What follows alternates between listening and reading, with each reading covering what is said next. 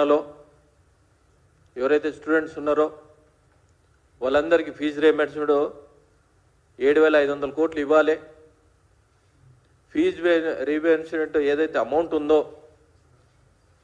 ప్రతి కళాశాలలో విద్యార్థులు చదువుతున్నారు, ఎవరైతే చదువుతూ ఉన్నారో వాళ్ళందరికీ అమౌంట్ ఇవ్వకుండా ఫీజు రీయింబర్స్మెంట్ ఏదైతే డిక్లేర్ చేసిరో అమౌంట్ వాళ్ళకు కాలేజీలో అమౌంట్ ఇవ్వకుండా ఇవ్వకపోతే వాళ్ళు సర్టిఫికెట్లు ఇవ్వలేక పై చదువులు చదవలేకపోతూ ఉన్నారు. మేము తెలంగాణ గవర్నమెంట్ ఒకటే డిమాండ్ చేస్తూ ఉన్నాం, విద్యార్థుల బతుకులతో ఎందుకు ఆడుకుంటా ఉన్నారు? ఎందుకు 21,000 మీరు కేటాయించారు?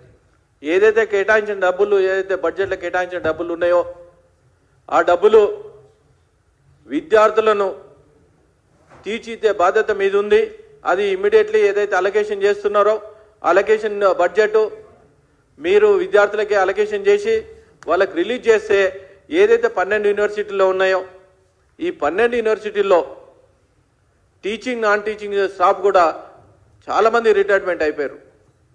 వాళ్ళని ఇమ్మీడియట్లీ రిక్రూట్మెంట్ చేయాలని డిమాండ్ చేస్తూ ఉన్నాం.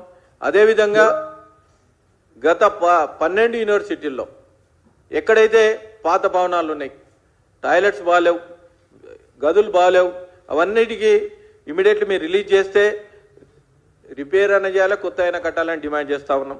అదేవిధంగా ఇప్పుడు ఇంజనీరింగ్ కాలేజ్ విషయంలో తీసుకుంటే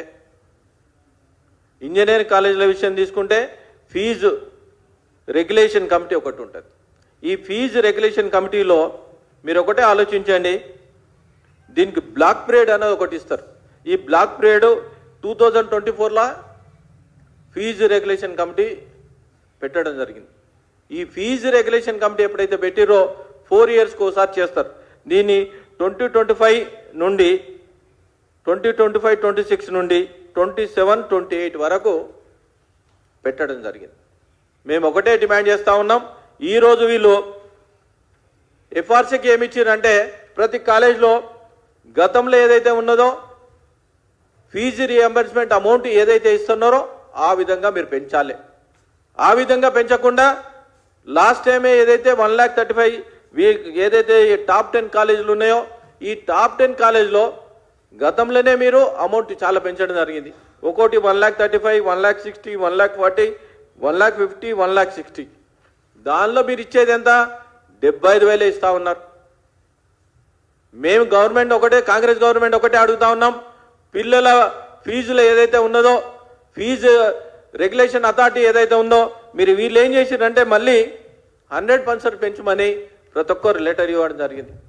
ఏదైతే లెటర్ ఇచ్చారో మీరు దీన్ని ఏదైతే పెంచుతారో మీరు ఫీజు ఏదైతే పిల్లలకు ఫీజు రీయింబర్స్మెంట్ ఇస్తారో అది పెంచాలని డిమాండ్ చేస్తూ ఉన్నాం. అదేవిధంగా ఏదైతే ఫ్యాక్ట్ ఫైండ్ కమిటీ ఏదైతే ఉందో ఎఫ్ఎఫ్సి అంటారు, ఎఫ్ఎఫ్సి కమిటీ మేము ఒకటే అడుగుతా ఉన్నాం, ఏ కాలేజీలో ఏ గ్రేడ్ ఉంది?